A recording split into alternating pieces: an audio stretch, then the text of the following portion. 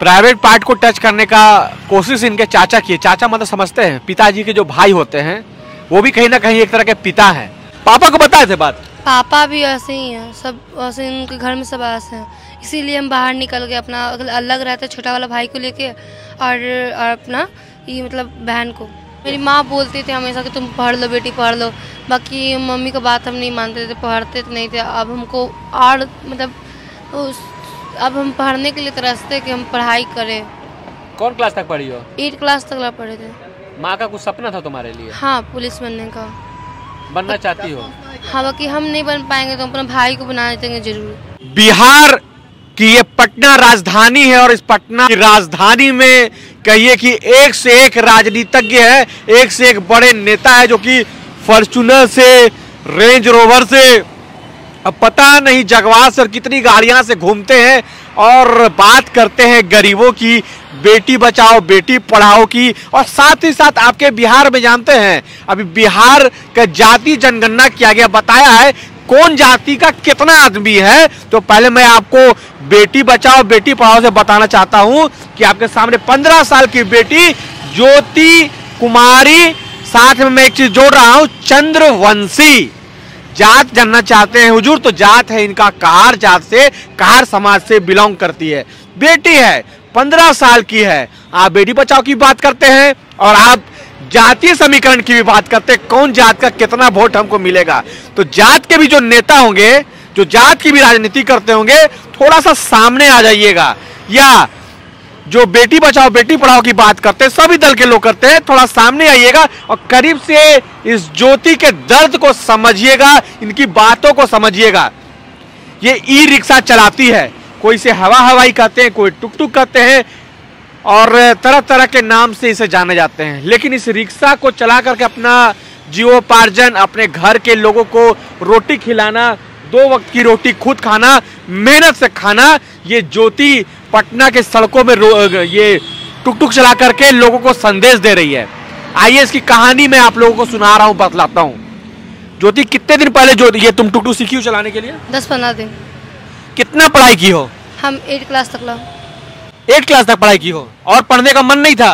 पढ़ने का मन था तो मम्मी डेट कर गई, गुजर गई, तो इसीलिए हम पढ़ाई भी लिखाई भी सब छूट गया, पैसा वाला बहुत दिक्कत हो गया तो इसीलिए छूट गया पढ़ाई लिखाई। तो पापा थे ना, तो मम्मी गुजर, घर तो पापा चलाते हैं, पापा क्या दिक्कत है? पापा पहले घर नहीं चलाते थे, पहले मेरी मम्मी घर चलाती थी। और एक वही मेरी मम्मी का अचानक मतलब मेरे घर में बहुत सारा पैसा भी था, 2-3 लाख रुपया। हाँ। तो सारा पैसा सब इलाज जो भी कराए, मेरे कोई बहन लोग इलाज नहीं कराई मेरी बहन, और सारा पैसा मेरे मतलब सब लेके भाग गया सब कोई घर में से। हाँ। और मेरे पापा हैं तो मारपीट करते, दारू पीते, नहीं दिखने वाले हैं। दारू पीते हैं बिहार में?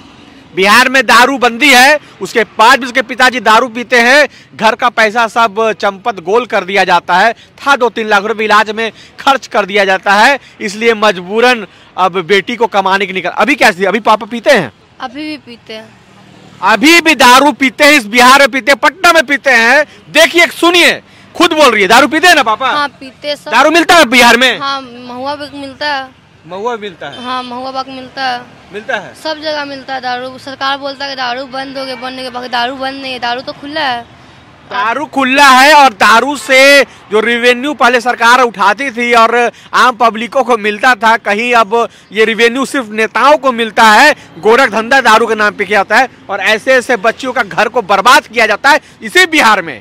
और यहीं से आवाज उठाकर वो बता रहे हैं इस बेटी के साथ, इस बच्ची के साथ कहीं ना कहीं गलत होता है, जिसके वजह से आज सड़कों पर ये टुक टुक लेके निकली है कमाने के लिए। सुनने में आया कि चाचा जी आपके हैं कुछ गलत करते थे, बदमाशी करते थे? चाचा जी शराब पी के एक मरते मेरे घर में घुस गए थे। मेरा भी घर टूटा फूटा घर है, ठीक नहीं घर है, तो कमाड़ी खोल के घर में घुस गए थे और एक वही मेरा सीना पर हाथ रखे ना, तो अचानक हम उठ गए थे और रात को 1 बजे तो हम अचानक उठ गए। फिर हम बोलने गए तो मोहल्ला वाला से भी हम ही को बोला, 2-3 को बोला कि नहीं ऐसा हो सकता है कि तुम ये सच बोल रही हो, तुम्हारे चाचा ऐसे तुम्हारे साथ किए होंगे। बाकी और 2-3 लोग बोल रहे हैं कि नहीं तुम ही गलत हो, ऐसे वैसे बहुत बोल रहे थे।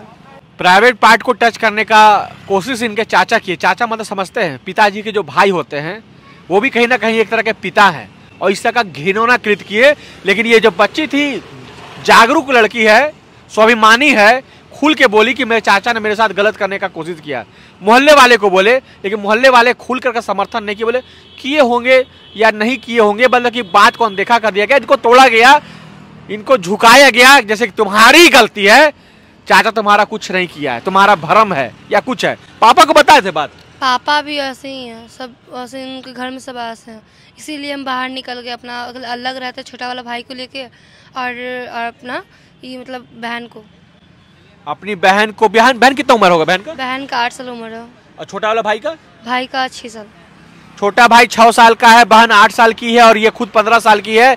दोनों को पाल रही है और घर से बाहर निकल के, क्योंकि घर के ही कुछ लोग हैं ना, जब माँ नहीं रहती है ना, तो कहिए कि पता नहीं कैसा उनका संस्कार है कि अपनी बेटियों पर ही गलत नजर रखते हैं और गलत तरीके से व्यवहार करने का कोशिश करते हैं। इसे बचने के लिए, अपनी इज्जत को बचा के रखने के लिए, स्वाभिमान से जीने के लिए मेहनत कर रही है। तो जरा सा आप भी आइए ना, ये ज्योति चंद्रवंशी की मदद को आप आगे हाथ बढ़ाइए, कुछ इनके लिए व्यवस्था कीजिए। बहुत सारा व्यवस्था है, बहुत सारा योजना है, आप चाहेंगे तो बहुत कुछ ज्योति चंद्रवंशी के लिए कर सकते हैं। मैं तो कहना चाहता हूँ बड़े बड़े नेताओं को, अगर आपको राजनीतिक स्टंट करना है ना, आइए ना, राजनीतिक स्टंट करने के बहाने ही इनके पास आइए और आ करके ज्योति की मदद कीजिए। बेचारी तकलीफ में है, आंसू आपके सामने नहीं निकालेगी, रोएगी नहीं, क्योंकि इन्होंने अपने सीने पे पत्थर बहुत पहले बांध लिया है। जब इनकी माँ गुजरी, जब इनके साथ गलत करने वाले इनके परिवार वाले आगे बढ़े, तो बोली कि नहीं, कोई लाज शर्म नहीं, हमको सारे लाज शर्म को त्याग करके समाज के सामने बोलना है कि मेरे चाचा ने मेरे साथ गलत करने का कोशिश किया, मैं इस घर में नहीं रहूंगी, अपनी बहन के साथ, अपने भाई के साथ उसे बाहर किराए के मकान में लेकर रहूंगी और टुक चला करके जीवोपार्जन करूंगी। अपना टुक नहीं है ना? नहीं, अपना नहीं। अच्छा बताओ, अभी तुमको कोई अपना टुक दे दे, अपना टुक तुम खरीद के दे दे, जिसको तुम रेंट नहीं देना पड़े, तो कैसा लगेगा? बहुत अच्छा लगेगा। टुक कितना में आता होगा? 2 लाख चाहे 2 लाख चाहे 1.5 लाख में आता है। 2 लाख या 1.5 लाख में आता है। मैं कहना चाहूंगा बड़े बड़े समाज सेवियों से, ज्यादा समाज सेवी की आवश्यकता नहीं है, मात्र आप 10 समाज सेवी आइए और 10 समाज सेवी मिल करके 2 लाख रुपया तो टुक का दे सकते हैं, बिल्कुल दे सकते हैं।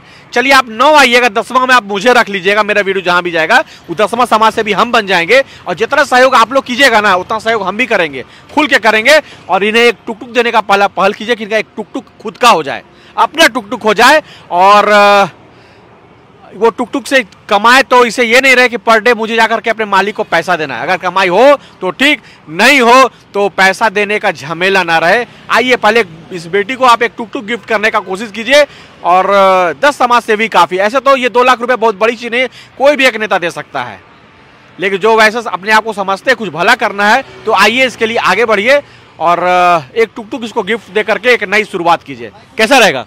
बहुत अच्छा रहेगा। अच्छा रहेगा? हमारी हेल्प करेंगे तो। तुम्हारे अकाउंट है, बैंक में अकाउंट है? हाँ। तुम अकाउंट डिटेल दो, तुम्हारे अकाउंट डिटेल लगा दो, क्राउड फंडिंग हम करवा देते हैं, ठीक है? टुक तुमको मिल जाएगा, 2 लाख रुपए तुमको आराम से हम करवा देंगे, कोई नेता का आवश्यकता नहीं है। तुम अपना बैंक का अकाउंट नंबर ये सब हमको देना, अगल बगल का नंबर दो, तुमसे संपर्क कर लेंगे और उसको हम लगा देंगे और उसमें तुम्हारा पैसा आएगा, ठीक है? चलिए कोशिश किया जाएगा, क्राउड फंडिंग का 2 लाख बहुत बड़ी बात नहीं है, एक गिफ्ट देने का काम करते हैं और इसके चेहरे पे मुस्कान लाते हैं और एक कोशिश करते हैं बेटी को बचाने का, बेटी को पढ़ाने का। जी हाँ, समाजों से भी कहना चाहूँगा, जातिगत समीकरण करने वाले लोगों से भी कहना पड़ेगा कि आइए जाति की राजनीति कर लीजिए और अपने जाति के ही जो लोग हैं इनके, वही लोग मिलकर 2 लाख रुपए पुरा दीजिए, टुक इनको दे दीजिए। चलिए देखते हैं कहाँ तक प्रयास होता है, कहाँ तक आप आगे आते हैं, या सोए हुए तो आप सोए हुए रहिएगा। प्रयास करना अपना काम है और जागरूक करना अपना काम है। बेटियों को क्या कहना चाहते हैं, जो बेटी लोग देख रही है आपको? बेटी लोग जो देख रही है, हम उन लोगों को कहना चाहते हैं कि वो लोग भी अपने माँ बाप को सपना पूरा करे और अपने मतलब मेहनत करे और पढ़ाई लिखाई पर बहुत ज़्यादा ध्यान देना चाहिए। अच्छा एक बात बताओ कि माँ का याद आता है? हाँ आता है। और वो कौन सा टाइम होता है कि जब माँ बहुत याद आती है, जब तुम अकेले रहती होगी या कोई तुमको टॉर्चर कर रहा है, कोई गलत बात कर रहा है, या कोई पर्व त्योहार, बात को सुनो, कोई पर्व त्योहार है या अगल बगल कोई किसी अपनी माँ को बुलाती, माँ, और बेटी दौड़ के माँ से लिपटती होगी, देखती होगी तो अपने मोहल्ला में अगल बगल कि माँ बेटी है, माँ बेटा है, तो देख करके कब कौन सा ऐसा मोमेंट है माँ का तुमको याद आता है, माँ जिसमें तुमको बहुत ज़्यादा याद आती है? चाहे पर्व हुआ, चाहे मतलब कुछ, चाहे रात को सोने टाइम, उस टाइम भी याद आती है मेरी माँ। माँ का कोई यादगार पल बताइए जो आपको हमेशा याद आता है? हाँ, मेरी माँ का फोटो हाँ। से याद आता डेली। नहीं वो तो आता है, ऐसा कोई लम्हा है, ऐसा कोई बात है जो माँ के साथ आप कर रहे हो, आपको अभी भी याद आता कि माँ ऐसा बोल रही थी, हम ये काम कर रहे थे, वो हमेशा जो याद होता है वैसा कोई मोमेंट हाँ, बताइए। मेरी माँ बोलती थी हमेशा कि तुम पढ़ लो बेटी पढ़ लो। बाकी मम्मी का बात हम नहीं मानते थे, पढ़ते तो नहीं थे। अब हमको और मतलब अब हम पढ़ने के लिए तरसते कि हम पढ़ाई करें। कौन क्लास तक पढ़ी हो? 8 क्लास तक पढ़े थे। माँ का कुछ सपना था तुम्हारे लिए? हाँ, पुलिस बनने का। बनना चाहती हो? हाँ, बाकी हम नहीं बन पाएंगे तो अपने भाई को बना देंगे जरूर। देखिए बोल रही है कि हम पुलिस नहीं बन पाएंगे, माँ का सपना है अपने भाई को जरूर पुलिस बना देंगे। आइए ना, ज्योति की मदद कीजिए, ज्योति चंद्रवंशी की मदद कीजिए। जात की कहार है, खुल के बोलते हैं, आपको जाति की बात करते हैं बिहार में, जात की कहार है, ये समाज के ही लोग। आइए ज्योति को मदद कीजिए, को टुक 2 लाख रुपया कर दीजिए और इसको मजबूत करने का काम कीजिए ताकि ये अपने भाई को पुलिस बना सके और देश की सुरक्षा में, देश की सेवा में अपना योगदान दे सके, अपने माँ का सपना सच कर सके। आइए मदद जरूर कीजिएगा। जय हिंद, जय भारत, जय हिंदू राष्ट्र।